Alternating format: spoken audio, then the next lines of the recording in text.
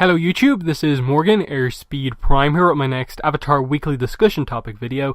This week is going to be part 3 of my Avatar Comics in Review series, and we're going to be discussing the third Avatar comic series, The Rift. So we'll get straight into it by talking about The Rift and what was the initial reaction when it was announced, and then when it actually came out. When it was announced, there was excitement because obviously Toph, being a focus character in this series when it was announced, was a big thing because she's such a fan favorite character. That, combined with the fact that they said they were going to address the whole, Toph and her parents issue, or at the very least we had a feeling that because it was a Toph focused story, it would eventually get to the point where it would address her parents. Which I think after Zuko's mother Ursa is the second, biggest unanswered plot point from ATLA. So it was a very, very fitting one to cover. And then the idea that the rift was potentially between Aang and Toph had people interested in terms of wow, you're really going to play two notable members of Team Avatar potentially against each other in this series. Where is this going? Ultimately, the fan response, I think, was that it was good, but I never got the impression that this comic was absolutely beloved or anything like that. I personally like it a lot in terms of I love the spirit aspects that they introduce at the end with General Old Iron, Lady Tianhai. I think we get a lot of really interesting information about spirits and what they can do. From that, it delves into the human spirit conflict really, really well. I like aspects of the Aang-Toph conflict, but I feel it kind of ultimately was a little bit kind of handled very simply, in that it was just okay, they have an issue with each other, and then at the end they find a common ground of just kind of touching on both sides of it, and they're instantly over it. I'm not saying there had to be some huge crazy issue between them, but I feel like this comic maybe tried a little too hard to make it a sort of issue where oh, no one's actually at fault here, it's just an issue, someone's kind of right, someone's kind of wrong, and this is what it is, and they'll just make up at the end. I feel like there should have been a little bit of Toph really, really learned something from this. Aang really, really learned something from this, and I never felt like we quite got there. The actual resolution was just okay, of course, we never expected the two characters to be at odds forever, but I expected just a little bit more of okay, once they're kind of back together, it's because they've learned something from what's happened, and I felt that never kind of quite happened. And then I think plus the fact that they didn't really address the mother, Poppy, at all, in that there's still aspects of this story that still I think need to be resolved. In that, where we are now in North and South, we're sort of dealing with Toph for the Earth and Fire Refinery making a deal in the South, but what's happening with Satoru and that relationship, what's happening with her metal bending school, is there any development with regards to the mother or not, and then I suppose just a little bit more clear about where is Toph's relationship with her father at this point in time, in that they resolve the issue in this comic, but have they actually properly hit home that their relationship is actually getting better? It's one thing to now start talking to each other again and kind of get past the main issue, but has that actually just fixed the whole thing? So it's just, I'd like a little bit more focus on Toph going forward and more excitement, I suppose. So let's get into our kind of recap kind of analysis as we go through it. So we immediately start The Rift Part 1 with an interesting thing, I suppose, about how the comics from this point on basically are much more clearly linked in terms of timeline stuff. In that, where we start this off, it's most of Team Avatar attending the Yudao basically ceremony where the new coalition government is being formed between the Earth and Fire Nation people of Yudao, and basically deciding on what their government structure is going to be for their kind of new nation, separate from the other nations. Iroh is there acting as the Fire Lord because it's revealed here Ursa and her family are visiting the capital city for the first time, and Zuko needs to be there to support them, which is exactly where we start with this is exactly actually where we start off Smoke and Shadow. we actually see, I think, a point during that book where like Zuko asks Iroh to go to this ceremony in his place, and then we get the return of the family to the capital city. And then obviously in in Smoke and Shadow, we see stuff like Aang basically coming into Smoke and Shadow after the rift just having happened. We see Katara and Sokka in Smoke and Shadow leaving to set up North and South. And so you can see that, like, okay, there's not that many big timeline skips from this point on. Now, as for where this book is set, how much time has passed between this and the search, aspects of it lead you to believe that it's like somehow like in or around a year, perhaps, or something like that, because National Tea Appreciation Day is mentioned again, but we're not entirely sure like if like what exactly is going on. Like it seems to be like that this is referencing the National Tea Appreciation Day from The Promise, because kind of Katara talks about it like it wasn't that long ago, and then plus the fact that they're referencing the fact that Ursa's returning to the capital city, in that, like, wait, has that much time passed between the search, like them finding each other again, the family coming back together, and them coming back? So I don't think a ton of time has passed, but obviously that's definitely up for debate. But anyway, at the celebrations, the plot properly kicks off when Aang sees a vision of an airbender, or an air acolyte as he initially thinks. He rushes through the crowd to see this new person, and it's revealed to be a vision of Avatar Yang Chen. But Aang, for some reason, can't hear anything that she's very clearly trying to say. And this starts to set up this whole idea of the connection stuff between the past lives coming back into play. Obviously, us knowing that Aang has had issues with that recently because of him separating from Roku in The Promise, separating ties with him by, burning the fire medallion. So that clearly comes into play. And when he tries to meditate and kind of communicate with Yang Chen, he can't. And Katara talks about it with him, and he's just like frustrated by the way this is not working necessarily anymore. But Katara does bring up the idea of celebrations, and this sparks the idea in Aang's mind that, like, okay, it was Yang Chen that I saw. Why don't I help the Air Acolytes and potentially help my connection with Yang Chen by doing the Yang Chen festival this year, bringing this back and kind of teaching them something about this old festival I used to be, participate in when I was younger.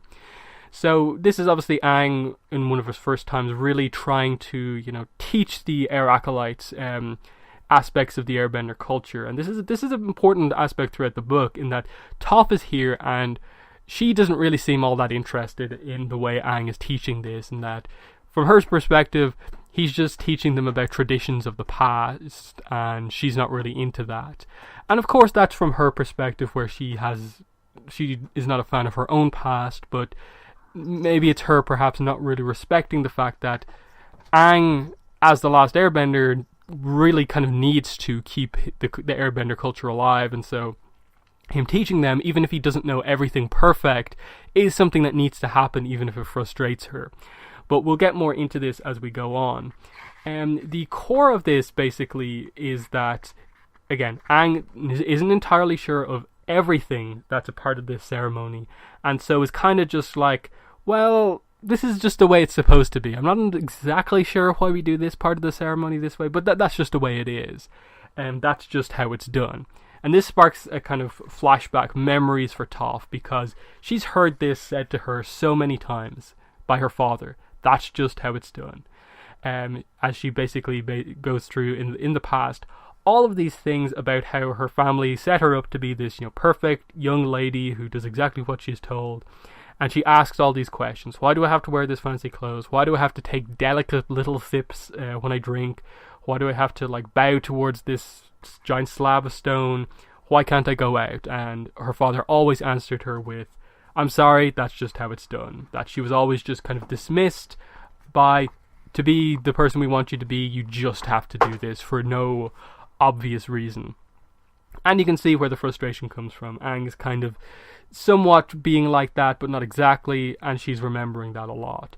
The issue comes in that obviously Toph, at a base level is a relatively blunt, bordering on rude character, And so she doesn't hold back when she criticizes, when she hears like the airbender culture stuff, which, some of it to people who aren't part of the airbender culture, it can come across as quite weird, but she's very kind of cutting and insulting with it.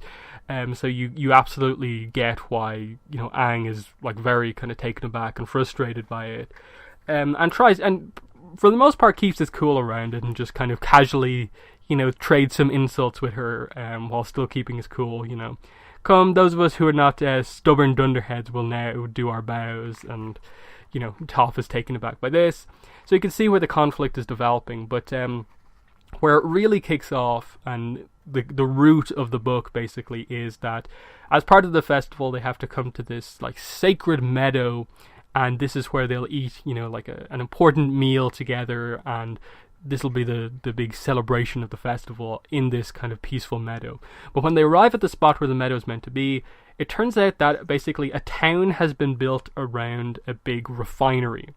So the exact opposite of a peaceful meadow. Everything that represents, the future, represents, pollution and stuff like that. The opposite of nature. So this is a huge shock to Aang, and even like Katara is taken aback by this, whereas, Toph and Sokka, who are more on board with the technology stuff, are like, this is cool, there's food here, there's shops, there's a refinery, all this stuff seems really, really interesting to me.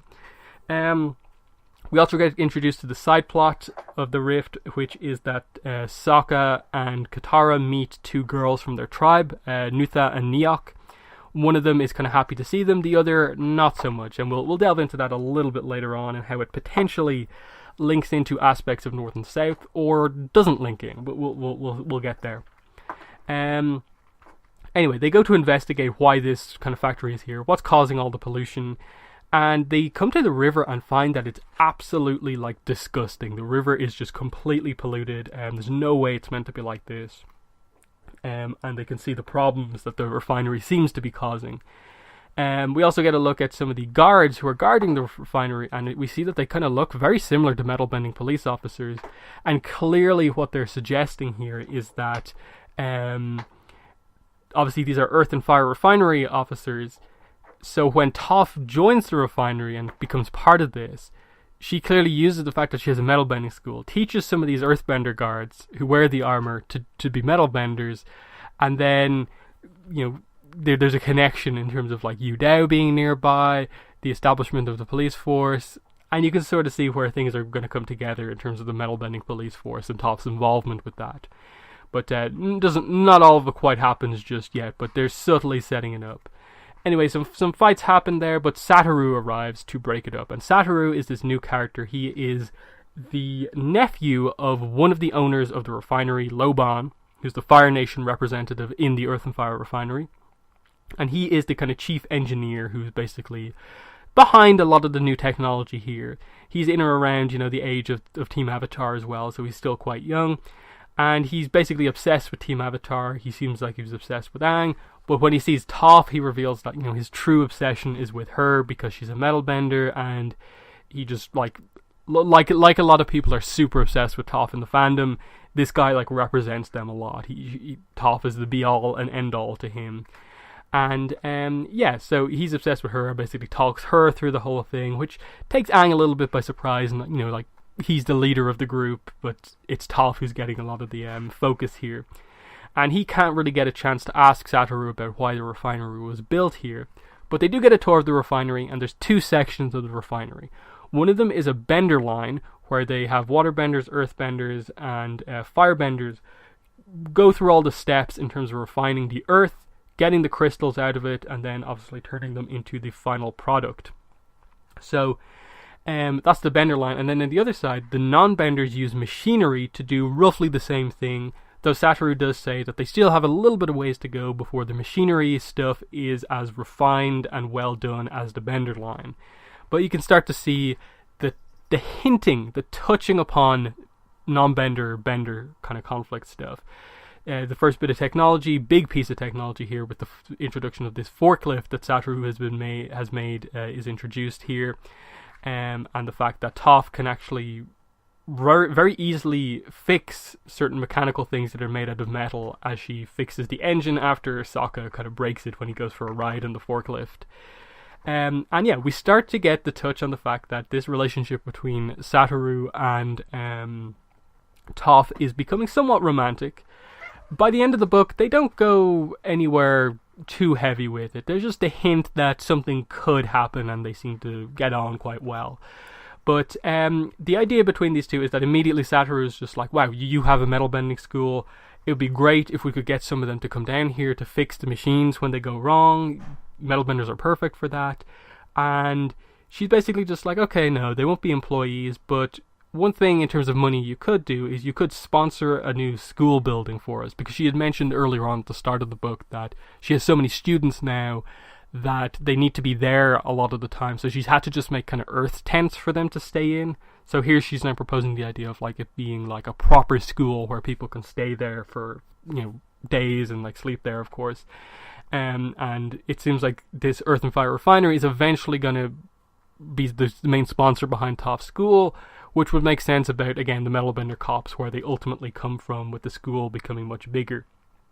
But the bit that we get Toph's crush on Satoru from is that she says, Satoru, I would love to be in a partnership with you, I mean the refinery. So, yep, there's that. There's always the potential that Satoru is Suyin's father, but we don't really know for sure.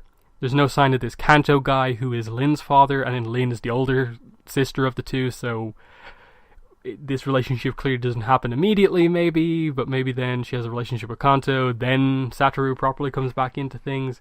I don't know. Toph is a complicated future. But anyway, Aang begins to have a vision again from Yang Chen, and basically sees this vision of a giant spirit made of rock and metal destroying everything, and knows that something is up. And again, more arguments between Toph and Aang about, you know, do they have the right perspective on this? Is one too focused on the past and traditions, or is one too much focused on the future? And it becomes an issue towards the end, as, you know, they have to deal with this earthquake that happens that seems to be because of all of the pollution.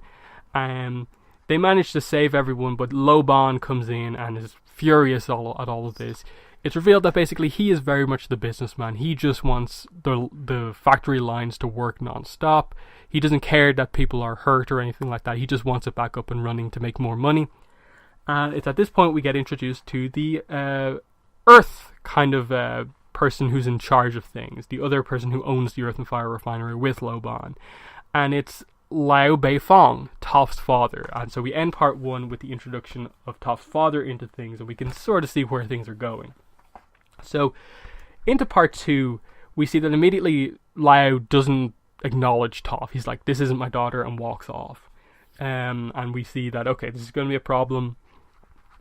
They're not going to just immediately jump into fixing the issue between Toph and her father. It's going to take a bit to get there.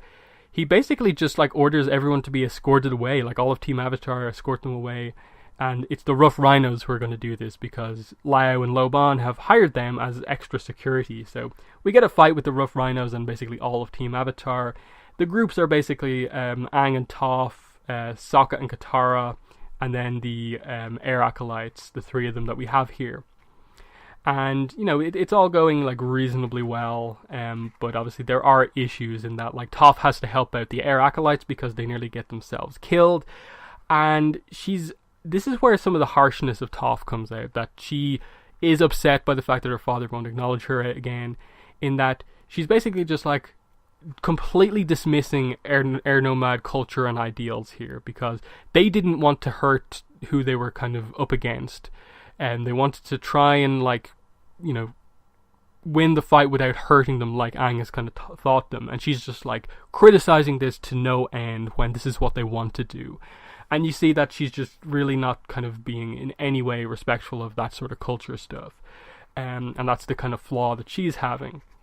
Whereas Aang makes the mistake of perhaps not understanding that, it kind of like in The Promise, this refinery has been here for a while now. You can't just get rid of it to bring back your traditions in a way. So they kind of go their separate ways again, as basically what's happening here is that Aang is going to finish the Yang Chen festival by having the meal, even if it has to be in one of the restaurants in the town. Whereas Toph is going to confront her father. She's not going to be stopped. She smashes through a wall to get to her father. While the restaurant that Aang goes into is a cabbage-focused restaurant run by the cabbage merchant, of course. So he makes his comic debut here and is immediately super jumpy around Aang because he knows that his cabbages go missing and get destroyed whenever Aang's around. But Aang is very peaceful, the air acolytes are very peaceful. They're just like, okay, look, we'll just take some cabbage cookies and we'll sit down and we can do our festival here and everything's fine, everything's peaceful. As Aang begins to meditate, and it works, and he gets to talk to Yang Chen. Whereas on the other side of things, Toph meets Satoru on the way to her father's office, and we get a little bit of conflict between them. She calls him basically, a snivelling flunky, that she sees him groveling at his uncle's kind of feet, and she doesn't respect that at all, the fact that he's just bowing down to his uncle. And he's just like, no, he was there for me when I needed for him, I'll be grateful for everything he's done for me.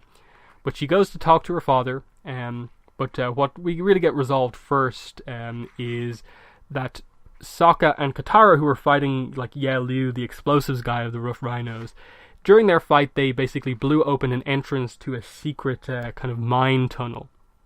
And this is an interesting kind of part, that this is revealed to be the true source of the pollution and not actually the main refinery itself. But anyway, Aang talks to Yang Chen, and the first thing we get is basically just the idea of like, what's wrong with Aang's connection to the past lives. It is in fact because of what happened with Roku in the Promise. Because he destroyed that fire medallion, he has broken that point of the chain basically in terms of his connection. And because Roku was the first point prior to Aang, he's effectively limited the connection he has to all of the past lives. Suggesting that basically if he had broke off the connection at like Kyoshi, he still could have talked to Yang Chen, or something, and Korok, Yang Chen, that sort of thing. So it's all that sort of thing. So because he did the Avatar before him, he doesn't have any real connections to them, and we just get this idea of like, Aang kind of he had criticized Roku for basically living in the past. Whereas that's kind of what Aang is doing within this story, with focusing on the traditions and maybe not seeing the future of where things have come at this point in time. So he acknowledges some of that.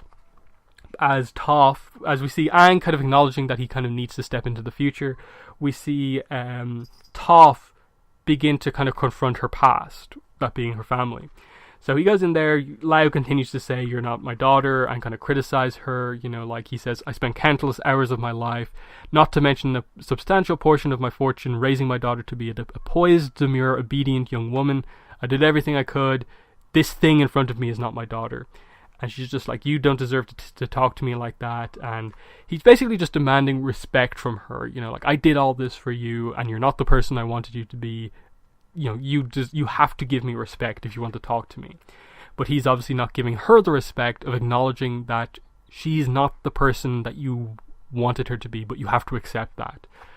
But anyway, when Katara and Aang go into this, when Katara and Sokka go into this secret tunnel, it's found out that it is a secret iron kind of mine, that they're doing the refinery here, and this is what's polluting the river. This is what's causing all of the issues, most of the earthquakes as well.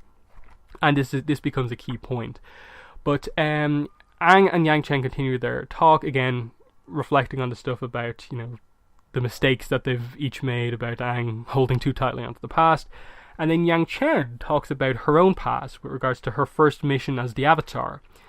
When she was a fully realized Avatar, had mastered the 4 elements, she had to basically tackle a kind of rampaging spirit.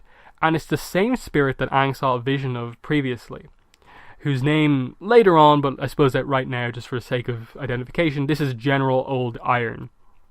And he talks about the idea that he felt grief. So something has happened with this spirit that is causing him to rampage like this. He hit Yang Chen away, and she has to get back up to fight. But before we get the end of Yang Chen's story, we see Toph basically give her emotional speech to her father. How can you be so blind? Your daughter isn't the quiet little girl you're picturing in your head. That girl was just an act I put on to get you and Mom off my back. That girl never existed. Your daughter, your real daughter, might not be prim and proper, but she's the greatest earthbender of all time. She trained the Avatar, she helped him end the 100-Year War, and she's standing here right in front of you. Don't you have anything to say to that?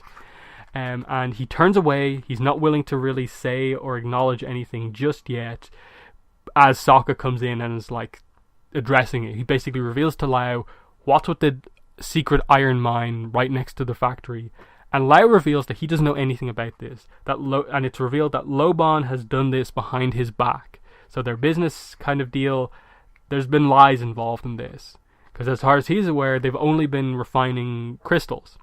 But we cut back to the Yang Chen story, and she had to basically fight General Old Iron the entire night, and it's revealed that she did this without the Avatar state as well.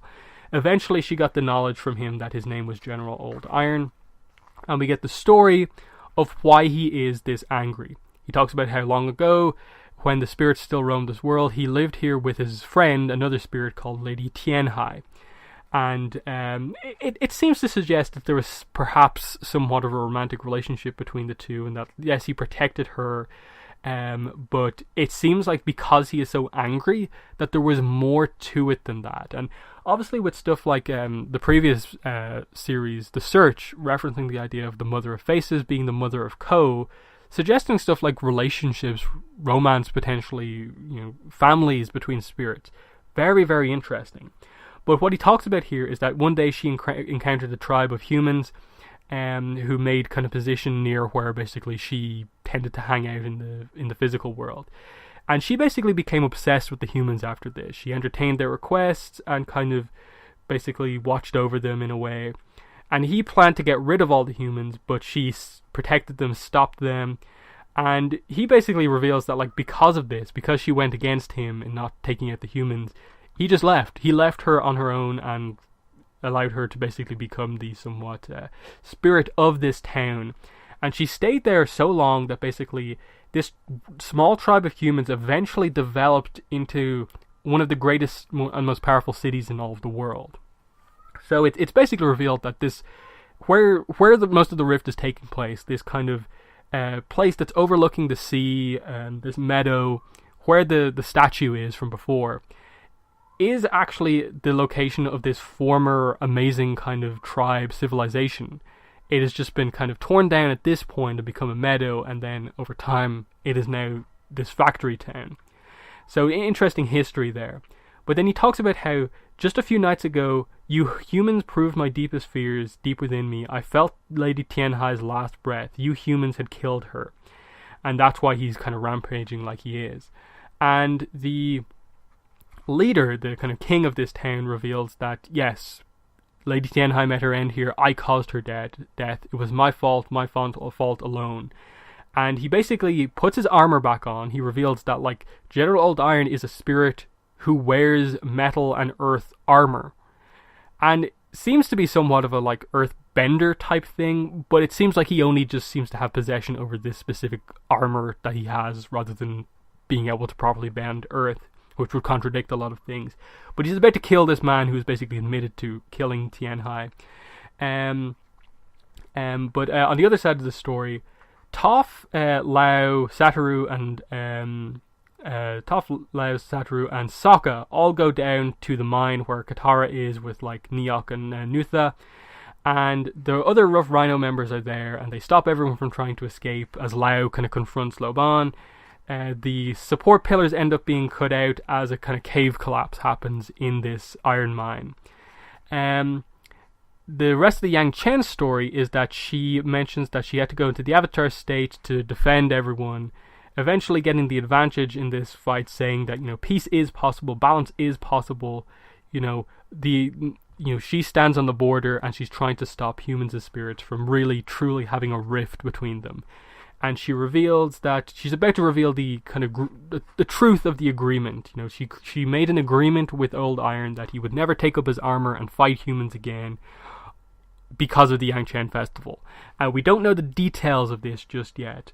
as the book kind of comes to an end. Aang is informed that everyone is kind of trapped in a cave collapse, and we end the book with Toph holding the entire cave up.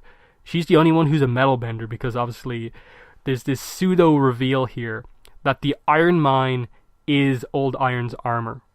That this mine that they're taking it from is the special iron ore that's part of his armor that he laid down all those years ago. That this is the one place that humans were not meant to mine ever. She's holding it all up with her metal bending, being the only metal bender in the vicinity, and she's basically keeping herself, Katara, Satoru, Loban, and so on alive, because Sokka managed to get out just before the cave collapsed with a couple of other characters. So that's how we end part 2, in a really kind of interesting position of Lau being able to witness right in front of him his daughter, like, saving everyone, being the hero, saving everyone, holding it all up. But immediately Sokka rushes out to find Toph's metal bending students, the Dark One, Penga, and Hotun, who are the, at this point in time, like, it's an interesting thing to say about them, but are the 3 most powerful metal benders in the world outside of Toph, by virtue of being her first 3 students. And they are at the stage now where they are teaching some of the other rookie metal benders metal bending. So they're solid metal benders at this point in time. So he brings them back as we go underground, and we see that Satoru has a nice little moment with Toph, but it's meant to build up to this moment with her father. And he talks about how he finally calls her Toph, and he calls her his daughter, and he says, "This is neither the ideal time nor place, but I have to talk to you." And he mentions here, "After Master Yu and Xinfu gave up their search for you, things fell apart between me and your mother. She blamed me for losing you. Perhaps she was right. He made a new life for himself here as part of the Earth and Fire Refinery. But now look at us, trapped underground, not knowing whether we'll live or die. In case these are our final moments, I need you to know, Toph, not a day has gone by when I haven't thought of you. I love you, my daughter, and sorry for everything." And obviously she's, being hit with this really emotional stuff as she's trying to hold up the world basically on top of her, this huge iron mine. And she basically just says, "If you knew the real me, you wouldn't be wondering if we're going to live or die, because I can keep this up as long as I need to. I'm Toph Beifong, greatest earthbender of all time." The metalbending students arrive, and with some advice from Toph, manage to free everyone who's trapped below, and everyone gets out. Toph is exhausted, but she's not out of the fight for sure. But Loban, who is Satoru's uncle, of course, you'd think this cave collapse would have given him some perspective on things, but he tries to steal the mask, the iron mask of General Old Iron that he wears when he's in his armor. He tries to steal this away with some of the rough rhinos, and he's still not past this whole idea of making money from this special iron. As Aang decides that basically, okay, Old Iron is coming now. We have completely disturbed his armor, and we need to fix things with regards to what's going on here. He needs to first, though, figure out what the terms of the agreement were with Yang Chen to find out how to get things back to a position where they can fix things with Old Iron. So he makes a fire medallion out of a piece of earth on the ground, reattaches it, and restores his connection with Roku. And, apologizes, they have a hug, and Roku acknowledges that, the past lives are here to guide you, but the idea is that you're meant to, you as the present avatar are kind of meant to use our knowledge plus your own to help find kind of a balance between the past and the future. So, he accepts this, and, we go through the past 4 avatars in front of him and stuff like that, and just, he connects to Yang Chen again and is told that, as part of the agreement, Yang Chen made a memorial for Lady Tianhai, promised that the land would return to its natural state, free of human civilization, and it would be a proof that humans are capable of preserving and protecting a balance between the human and spirit world. So, effectively, as part of this agreement, Yang Chen had to get rid of this civilization on the cliff after this point, and just leave it completely unprotected. And so clearly what's happened now is that land has now been built upon again. Plus the armor has been disturbed, so everything is in place for Old Iron to return, because the deal has been gone against. So what happens next is that Satoru and Sokka go after Loban to save him from getting killed by Old Iron, and Aang basically decides that the only thing to do is really turn this place back to how it used to be, which unfortunately has to mean destroying this entire town or destroying the refinery. Because what other solution is there really? And we'll get to that, of course. Lau doesn't want the place to be destroyed. Toph doesn't either. And I like the point that they bring up here in that the Earth and Fire Refinery isn't just business, it's a symbol. It's a joint project between nations, the first big company between two nations. It can only exist in a world at peace.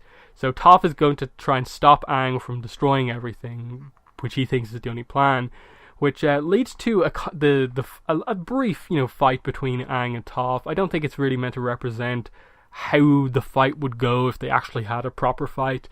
He gets a slight advantage, she gets a slight advantage, but the result is just that they notice Old Iron has appeared now, and Aang needs to deal with him. Aang is the only one powerful enough to in any way counter a spirit that is this powerful. So Katara helps to save Loban, Satoru and Sokka, who are being dragged away by Old Iron. And Loban, at this point, realizes that Satoru saved him. His greed got the better of him, and by the end of the book, he's not part of the Earth and Fire Refinery anymore. He's leaving Satoru in charge of the Fire Nation side of things, and he has to think about kind of what's going on. So Aang and Old Iron talk at this point in time. Aang tries to argue that I'm going to try and fix things again. I know about the agreement between you and Yang Chen, but Old Iron at this point is like, no, I was once taken in by one of your predecessors, no more. I've come to do what I should have done long ago, wipe your kind from existence. So he is so angry, he is just against all humans. And we get this really cool giant fight between Old Iron with his armor on, and then Aang with his typical Avatar state ball of elements on top of this giant earth golem. But Toph sees this giant battle happening in front of her. She even acknowledges the power that's going on here, that she can't in any way match with her own bending what Aang is doing in the Avatar state, but knows that Aang needs help because he's basically fighting a giant metal suit using a giant earth suit, and that's just not going to work. So the only thing that they can do is give Aang an opening by using her plus all of her students' metal bending to rip off some of the armor plates to give Aang a chance to do a final blow. So it's a team up here. There has previously been a rift between Toph and Aang. Now it's a team up that's happening here. So effectively what's forced here, in a way Toph kind of forces Aang's hand here, that he has to fight against Old Iron, and the only way to do this is to properly take out Old Iron, attack him powerfully enough to hurt him. And Aang doesn't know if in the Avatar state if it will be enough, that it might be too much power and he could kill this spirit. So what happens is that Aang is kind of doubting this. He's obviously an air nomad, he doesn't want to hurt anyone. And what happens is that Old Iron goes to attack Toph. Aang has to defend her Avatar state, and he just smashes Old Iron straight through the chest with basically the attack he was going to kill Ozai with, the kind of dagger of all of the elements together. Old Iron kind of seemingly dies with a hole in his chest, kind of talking about how it's too late for his kind. He talks about how long ago I was much more powerful than you humans, and look at you now. Lady Tianhai refused to acknowledge it, but I was right all along. My agreement with your predecessor only staved off the inevitable. There's no longer a place for spirits in this world. So he's completely humans and spirits can't work together. And Aang tries to argue that no, there will be a balance, but he kind of talks about how there's a rift. The Avatar is a human after all. They'll never be balanced because of that. It's at the core of human nature is the will to dominate. Look into your own heart and you'll see that it's true. There could be no balance between the spirit world and the human one.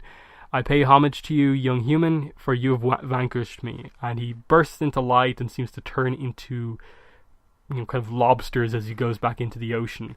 And as far as Aang is concerned at this point in time, he's effectively killed a spirit. He's killed something at this point.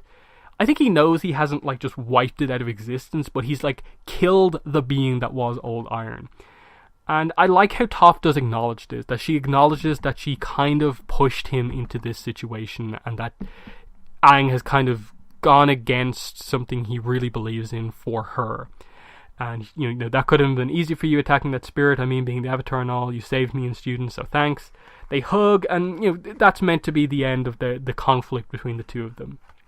But we'll talk about it a little bit. Lau basically rallies all the other workers of the Earth and Fire refinery, that like he's like, okay, we've been through a lot here, but we have to keep this going. Rebuild the refinery with me, and we'll do it right this time. It'll be worth your while, not just financially. We see the cabbage merchant talk to Satoru about the idea of machines, because he took an interest during the battle. So this is the start of Cabbage Corp as well, that the cabbage merchant is now becoming interested in technology. We see the Dark One talking to one of the Air Acolytes, which could be a relationship going forward. When the two groups met, the three Acolytes met the three Earthbenders, there seemed to be a little bit of an interest there, potentially romantic, and at least the Dark One and one of the Air Acolytes seems to be that. I think, yeah, Yu Li and the Dark One, I think, are the two. So, basically, Toph joins up with her father at this point in time. She basically says, I'm going to be part of the company. And Nutha and Neok apologize to Katara for, you know, criticizing, you know, basically criticizing her and Sokka for being with Aang so much and not being back at the tribe. They talk about the fact that in the tribe, a lot of bad stuff's going on, but they say that no, the stuff that you've done with the Avatar, you make us proud because of what you've done. Aang obviously still really upset about what happened with Old Iron, talks to Katara about it and how, you know, he's really concerned. He thinks that like what Iron said is true. Maybe there can be no issue. Maybe there can be no balance between humans and spirits. What if spirits don't have a right here? What if they're just relics of the past, and in the future they don't have a role? And Katara just says, you know, I believe in you. I believe in the Avatar. You know, you're between us and the spirits. If you have a part in our world's future, then the spirits must have one too. You need to talk about your past lives about it, and kind of come to a conclusion. And what happens here is he meditates at the statue of Lady Tianhai, which has been broken during the conflict. But the crane animals that were there prior, they come back, and there's 6 of them. They all dance around Aang and merge into one being, and that is Lady Tianhai, who is revealed to be, you know, still alive. So, very interesting. She presents basically her side of the story, the non-biased against human side of the story. And she talks about how, I was once caretaker of this place. Under my watch, the seashore was beautiful, but also stagnant, characterless and unchanging. That is until a small group of humans managed to build a magnificent city here. After my friend General Old Iron left me, I began a new tradition. Once a year, I would take the form of a human for a night and stroll through the city streets. I marveled at everything the humans created. On one of those visits, I met the city's precocious young prince. His curiosity was endless, and so was his energy. He made the most beautiful things: machines, books, sculptures, and building designs. I wanted to always be near him. I willingly accepted my human form as permanent, even though it meant that I would eventually experience a human death. We married. My prince eventually became king, and we lived in happiness for many years. When I died, however, the king blamed himself. He believed he had seduced me into giving up my original immortal form. So the guy who had basically admitted that he had killed Lady Tianhai was actually her husband. And this is an interesting thing, because this reveals that humans, like, we know this from Twian law, that humans can choose, spirits can choose to take on a mortal form. But this reveals that it seems like they could also choose to basically take on a human form if they so chose. Now, we don't know if that's somewhat limited in the sense of, like, Lady Tianhai was a somewhat human-like spirit in the first place, so because she was like that, was that why she could actually become a woman if she wanted to? Or, like, were Tui and La, could they have become humans if they wanted to? Or because they were, like, related to water and stuff like that, did they have to become fish? We don't really know that. But she reveals another interesting thing here. Like, Aang says, but you didn't die, you're right here. She's like, what's going on? And she says, yes, my dear king was brilliant, but he was wrong. Spirits don't die, we simply take on new forms. General Oldarin was wrong as well. It's not humans' nature to dominate, but to create. And Aang talks about how humans have failed, we didn't protect this place, we failed. And she's hopeful with humanity. Yes, humankind falters every now and then, but you know how to learn from your past mistakes. You've done it before and you can do it again. I believe that ultimately you will create a civilization that preserves and protects and even grows. Do you understand? The spirits will always have a place in this world as long as you and humans like you create one for us. But how can you be so sure we'll do that? How can you know?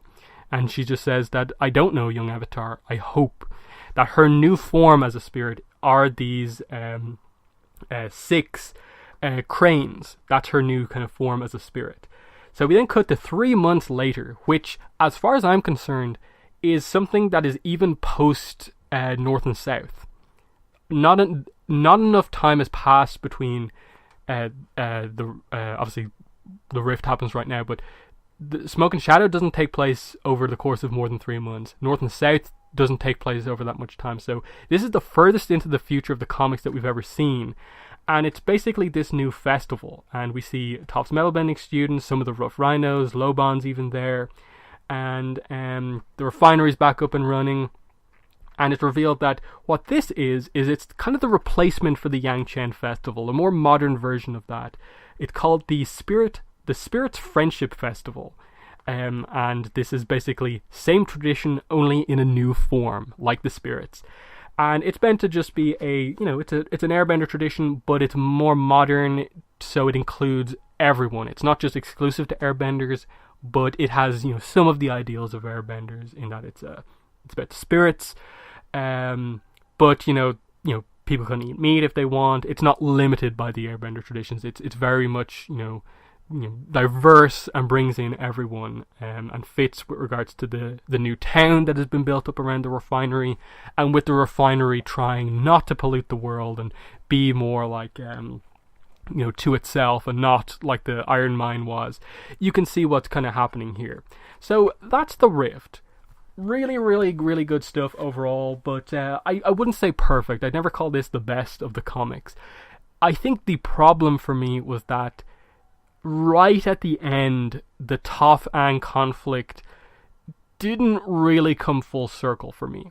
It felt like they were a little too afraid to properly have anything like linger, like actually create issues between Aang and Toph that might like take a little bit more time to get over.